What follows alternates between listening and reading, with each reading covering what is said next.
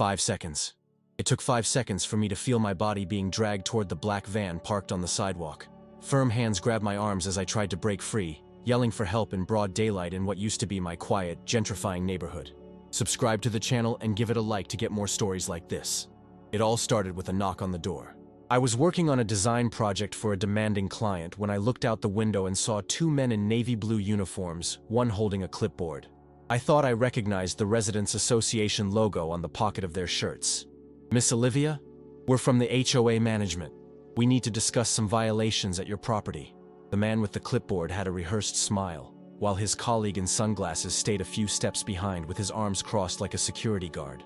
I opened the door, leaving off the door chain. Something didn't feel right, but I dismissed it as paranoia. I'd never seen these men before, and I barely knew my neighbors since I moved here 6 months ago.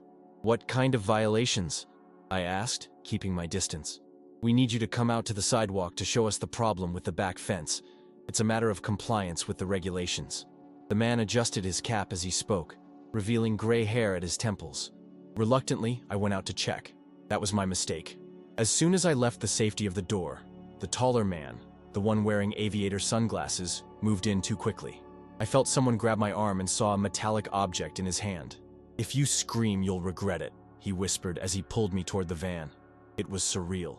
In broad daylight, two men trying to drag me into an unmarked vehicle. I started shouting anyway, struggling with every bit of strength I had. The man with the clipboard looked frantically around, worried about witnesses. "Shut up and move," he ordered, forcefully pushing my shoulder. That's when I heard the deafening roar of an engine. A black Dodge Ram pickup turned the corner at high speed, drove onto the sidewalk, and deliberately collided with the van, shattering the windshield. Lucas, my brother, who wasn't supposed to arrive until tomorrow to visit me. The kidnappers froze for a moment, long enough for Lucas to jump out of the pickup. His body language immediately changed when he saw the scene, taking on the military stiffness he had developed during his years as a Marine. "Let her go. Now." His voice wasn't loud, but it carried an authority that made the guy in sunglasses immediately release my arm. The clipboard guy tried to react, moving his hand inside his jacket. Lucas was faster, neutralizing him with a precise move that left him pinned on the ground, his face pressed against the asphalt. "Olivia, my phone's in the console. Call the police," he calmly ordered while keeping the second man at bay with just an intense look. I ran to the pickup, my hands trembling as I dialed 911. "Attempted kidnapping in progress," I managed to say between gasps. In minutes that felt like hours, police cruisers surrounded the street. They confirmed that the men's documents were fake, as were the uniforms. There was no Residents Association in that neighborhood. The next day, FBI Special Agent Hernandez appeared at my door. A serious-faced woman with a piercing look who skipped the pleasantries. "Miss, your case isn't isolated," she explained while sitting in my living room. "We've been tracking this cell for months. They operate in 3 states, targeting neighborhoods in social transition like yours." Lucas remained standing with his arms crossed as Hernandez spread photos across the table. There were faces of the two men who had approached me. Daniel Wilson and Christopher Reed, both with histories of robberies and kidnappings. They pose as inspectors, delivery people, technicians, anyone you'd normally not question. "We found a list in the van. You were just one name among 60 potential targets in the neighborhood, mostly single women and the elderly." A chill ran down my spine. "And what happens to the people they target?" Hernandez's look grew dark. "Extortion mostly. There have been some cases of human trafficking too. We need your testimony to strengthen the federal case." Lucas put his hand on my shoulder. "She's going to testify. We're in this together." That night was the longest of my life. Even with Lucas sleeping on the living room couch, a feeling of vulnerability consumed me. Every shadow dancing on my bedroom walls was a reminder of what had happened, and of what might have happened if my brother hadn't arrived at just the right moment. I couldn't sleep. I kept replaying every detail. How did I not notice the lack of identification on that vehicle? Why did I leave the house without checking if those men were legitimate? The questions pounded in my mind as I stared at the ceiling, hugging my pillow like it was a shield. In the morning, I found Lucas in the kitchen making coffee. The sun streamed through the windows, creating a false sense of normalcy that I knew was over. "Couldn't sleep, huh?" he asked, pushing a steaming mug toward me. I shook my head, feeling the weight of dark circles under my eyes. Every time I closed my eyes, I saw those men. I felt their hands on my arms. Lucas sat in front of me, his face showing the internal conflict I knew all too well. The the mix of guilt and anger he had carried since returning from military service. "I should have gotten here sooner," he murmured, looking at his own hands. "If I hadn't decided to surprise you, if I had warned you I was coming." "Stop. If you'd warned me, they would have chosen another moment. You can't be everywhere all the time, Lucas." He ran his hand through his shaved hair, a gesture I recognized as a sign of his anxiety. "When I saw those guys dragging you, it was like being back there, in the desert. That feeling that everything could end in seconds if you don't act fast enough. But you did. You saved me." I reached out over the table to hold his hand. "And what about the other people on that list? Who's going to save them?" His voice held a tone I rarely heard, vulnerability mixed with determination. We sat in silence for a few minutes, each lost in our own thoughts. I realized that what I felt wasn't just fear, it was anger. Anger at those men, at the system that allowed them to exist, and at neighbors who barely knew each other enough to notice when something was wrong. "You know what makes me even angrier?" I finally said. "I don't even know my neighbors' names. I've lived here for 6 months and I'd probably recognize only 3 faces in the whole neighborhood. We all live isolated in our own bubbles, and that's exactly what makes this kind of crime possible." Lucas looked up, a spark of understanding in his eyes. "That's exactly what they exploit. Fragmented communities. People who don't know each other can't protect one another. At my parents' house, everyone knew everyone. A stranger would have been noticed immediately. But we can't go back to that time," Lucas pointed out, taking a sip of his coffee. "Cities grow. People move all the time. The technology that was supposed to connect us ends up isolating us." I looked out the window at the quiet street where I lived. Well-kept houses, new cars, people coming and going in a hurry, always glued to their cell phones instead of noticing who's next door. "Maybe we can use that same technology to create a new kind of community," I suggested, an idea beginning to form. Something that combines the old neighborhood vibe with modern tools. Lucas studied me for a moment, his face gradually lighting up. "Are you talking about creating a community surveillance system?" "Something like that. A group where residents can quickly check whether someone at their door is really who they say they are. Like real-time verification," Lucas added excitedly. "It could work with an app. If someone you don't know knocks on your door, you quietly take a photo, share it in the group, and within seconds, other neighbors can confirm if it's a legitimate delivery guy or a real technician.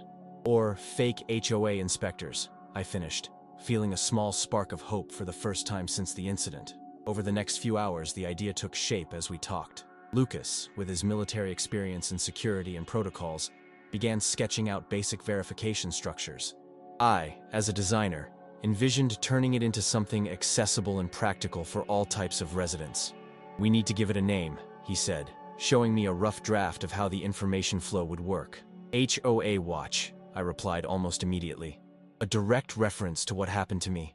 A constant reminder. Lucas smiled. It was the first genuine smile I had seen on his face since the incident. "HOA Watch. I like it.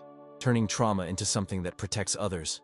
That same night, I created a group on social media and invited the few neighbors whose names I knew. I briefly explained what had happened and how we planned to turn that terrible experience into something positive for the community. The next day, the group already had 20 members. By the end of the week, there were over 100. Our first in-person meeting took place in the small park in the neighborhood. We expected maybe a dozen people. Almost 50 showed up. Elderly folks, young couples, families with children, students. A diversity I never imagined existed in the houses around me. "My granddaughter almost fell for a similar scam last month," commented an elderly lady with white hair after I shared my story. "Men saying they were from the gas company. Luckily, she got suspicious and didn't open the door." Other similar stories emerged. Fake delivery people, fake internet technicians, fake municipal inspectors. I realized that what happened to me wasn't an exception. It was part of a silent pattern that no one was connecting. Lucas took the floor, his presence naturally commanding attention. "What we're proposing isn't just a surveillance group, but a way to rebuild the community fabric that's been lost. Knowing your neighbors is the first line of defense." A man in his 40s raised his hand. "How exactly would this work in practice? We can't be calling each other every time someone knocks on the door." "That's where technology comes in," I explained, showing a prototype of the app I had designed. "Imagine if someone you don't know shows up at your door claiming to be a city inspector. You ask for a moment, take a discreet photo through your peephole or window, share it on the app, and immediately all nearby neighbors get a notification. If it's an imposter, someone might recognize the pattern," Lucas continued. If it's legitimate, perhaps another neighbor who already had the visit can confirm, all within a matter of minutes. A young woman, who I later found out is a programmer, offered to develop the app for real. A retired police officer volunteered to create protocols for verifying credentials. A group of mothers organized a buddy system for elderly residents who didn't use smartphones. I was amazed at the energy building that afternoon. People who lived just meters apart, yet who had never exchanged more than a nod, were now eagerly discussing how they could protect each other. When the meeting ended, we exchanged phone numbers, email addresses, and created messaging groups by block. One elderly lady brought homemade cookies. Someone even showed up with coffee. It was as if a dam had burst, releasing a long-repressed need for human connection that everyone had felt, but didn't know how to start. When we went back home, Lucas looked different. The perpetual tension in his shoulders, which he had carried since returning from military service, had eased. "You know, I spent years abroad fighting for people I'd never met," he said as we walked. And somehow, today, all that felt even more significant. "What do you mean?" "In the army, we always focused on external threats, on dangers from far away. But people need protection here too, in their own homes, against threats that seem so everyday. It's a different battle, but just as important." I looked at my brother and felt a wave of pride. We turned something horrible into something good, didn't we? "It's what the Marines taught me," he replied with a half smile. "When the terrain is tough, you don't back down. You adapt, overcome, and turn disadvantage into opportunity." That night, for the first time since the attack, I managed to sleep without nightmares. The image of those men's hands dragging me was replaced by the faces of smiling neighbors and the feeling of belonging I had found amid the trauma. HOA Watch was only just beginning, but it had already done something I never imagined possible, turning my neighborhood of polite strangers into a true community. A community that, ironically, owed its existence to the men who tried to take me away. In the following weeks, HOA Watch grew organically and surprisingly. What started as a reaction to my personal trauma quickly turned into a movement that seemed to meet an unrecognized need in the neighborhood. My apartment became the unofficial operations center. As a freelance graphic designer, I had the flexibility that many did not. I created a simple yet impactful logo, a stylized house with watchful eyes in the windows that started appearing on stickers on the doors and windows of participating homes. The programmer, Sophia, developed the app in record time.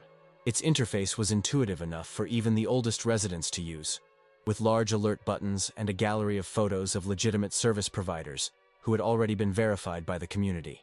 "The beauty of this system is that it corrects itself," Sophia explained during our training workshop at the community center.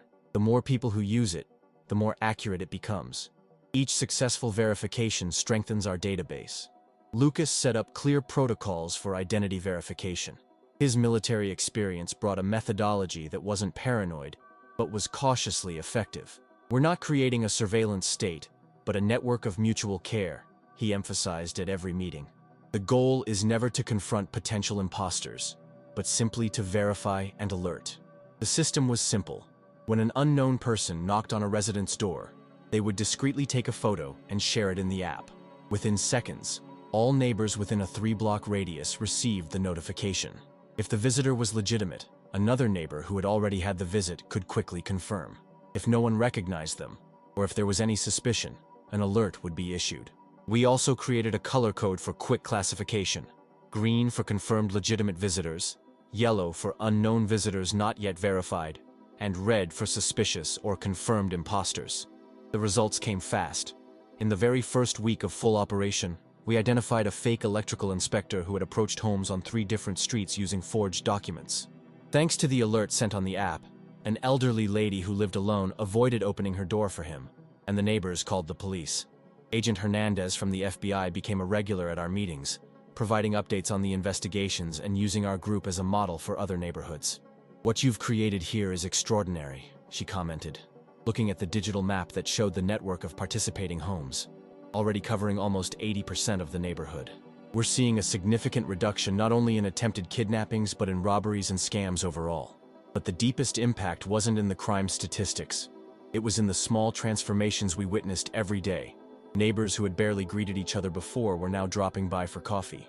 Morning walking groups, book clubs, and community gardening events began to form. HOA Watch had become so much more than just a security system. It was the catalyst for rebuilding community bonds that had been lost in modern urban life. "It's like we knocked down invisible walls," commented Maria, a retired teacher who lived on the corner. "We knew there were people around us, but we just didn't know how to start a conversation. You gave us a common purpose." Lucas, who had planned to stay only a few weeks, decided to extend his stay indefinitely. For the first time since leaving the Marines, he seemed to have found a purpose that truly satisfied him. "I never thought I'd put down roots here," he confessed, as we watched the sunset in the backyard. "I always thought I'd go back to the rural area where we grew up, away from the city. And now I realize that community isn't a place. It's something you create." He smiled, a rare smile that reached his eyes. "And I think we're creating something important." The success of HOA Watch started attracting attention even outside our neighborhood. Local newspapers ran stories, and soon we received emails from residents in other neighborhoods, cities, and even states asking how to set up similar systems. Once a month on Saturdays, we began holding open workshops, teaching other groups how to create their own community surveillance networks. Lucas led sessions on security protocols while I explained how to use design and communication to build a welcoming, non-intimidating group identity. "The biggest mistake you can make is turning this into a paramilitary or paranoid group," I always emphasized. "The goal is not to create fear, but to ease it through connection." 6 months after the incident that almost cost me everything, I received a call from Agent Hernandez. "Daniel Wilson and Christopher Reed, the men who tried to kidnap me, had been formally charged along with 7 other members of the criminal organization. My testimony would be crucial at the trial. Are you ready to face them again?" Lucas asked when I shared the news. I paused to reflect. The nightmares had lessened, but they still popped up occasionally. The fear hadn't completely disappeared. Maybe it never would. But now it was different. "I am," I replied with conviction. "Because I'm not alone anymore." On the day of the trial, I was surprised to arrive at the courthouse and find almost 30 neighbors waiting at the entrance, all wearing t-shirts with the HOA Watch logo. They came not only to support me, but also to testify about the impact those criminals had on our community. When I entered the courtroom and saw Daniel and Christopher sitting as defendants, I felt a brief moment of panic. But then I looked back and saw Lucas, Maria, Sophia, and everyone else. The panic dissolved, replaced by a calm determination. My testimony lasted nearly 2 hours. I described every detail of that day, every sensation of fear and helplessness. But I also talked about what came afterward, how we turned that moment of terror into a movement that reconnected hundreds of people. In the end, they didn't weaken me, I concluded, looking directly at the defendants. They accidentally showed me my own strength, and the strength that exists when people come together. 3 weeks later, the sentencing came. 15 years for each of them with no chance of parole. The criminal network was completely dismantled, thanks in part to the information we gathered about various neighborhoods through HOA Watch. "Are you okay?" Lucas asked as we left the courthouse for the last time. "Better than okay," I replied. "I'm free." The next morning, I woke up early and decided to take a walk around the neighborhood before starting work. The spring sun lit up the quiet streets, and I noticed how everything looked different now. It wasn't just the same row of houses and neat gardens as when I first moved in. Now, every house had a story, every window a familiar face. I knew the names of the kids riding their bikes to school, knew which elderly neighbors needed help with groceries, and recognized the routines of the night workers coming home at dawn. At the Central Park where we held our first meeting, a small sign had been installed. HOA Watch Community. Together we are stronger. It wasn't flashy, but it perfectly represented the quiet transformation we had achieved. While looking at the sign, I noticed an unfamiliar car slowly parking on the opposite side of the street. 2 men in blue uniforms got out, checking a clipboard. My heart raced instinctively, an echo of the trauma that still lingered. I grabbed my phone and discreetly took a photo, sharing it on the app with the yellow tag of "Not Verified." In less than 30 seconds, I received 3 responses. Same on my street. They said they were checking the water meter. Confirmed with the municipal company. They're doing a scheduled inspection. I just verified their badges. They're legit. The tag changed to green on my phone. I took a deep breath and felt relief wash over me. It wasn't just me against the unknown anymore. It was an entire vigilant, connected community. Lucas appeared on the corner, returning from his morning run. Seeing me, he waved and came over. "Everything okay?" he asked, noticing my gaze directed at the uniformed men. I showed him the phone with the green confirmation. "Everything's under control. The network worked perfectly." He nodded, satisfied. And together we watched the legitimate technicians continue their work, completely unaware that they'd been verified by dozens of watchful eyes within seconds. "You know what impresses me the most?" I commented as we walked back home. "It's not the technology or the protocols. It's how people were just starving for this, for feeling part of something bigger. Humans evolved living in tribes, not in isolated boxes with Wi-Fi," Lucas replied with a smile. "We're just rediscovering what we always knew instinctively, that we survive better together." That night, we held our monthly meeting at the community center. The room was full, with new faces joining every month. On the big screen, the digital map showed our network expanding to neighboring areas, forming an ever-growing web of connections. As Lucas presented our latest statistics, a 70% reduction in scam attempts and 0 reported kidnappings over the past 6 months, I looked at the attentive faces in the audience and thought about the irony of it all. Those men who tried to take me by force ended up bringing me to a place of belonging much deeper than I had ever experienced. The fear they tried to instill turned into the tool that united strangers into friends and isolated houses into a vibrant community. From victim to community leader, my journey had been unpredictable and painful, yet incredibly transformative. And when I looked at Lucas, I saw that he too had found healing for the invisible wounds brought by war. Subscribe to the channel and leave your like to get more stories like this. HOA Watch wasn't just an alert system. It was a daily reminder that even in the darkest circumstances, we can find light when we come together. And sometimes our greatest fears can become the catalyst for our greatest strength.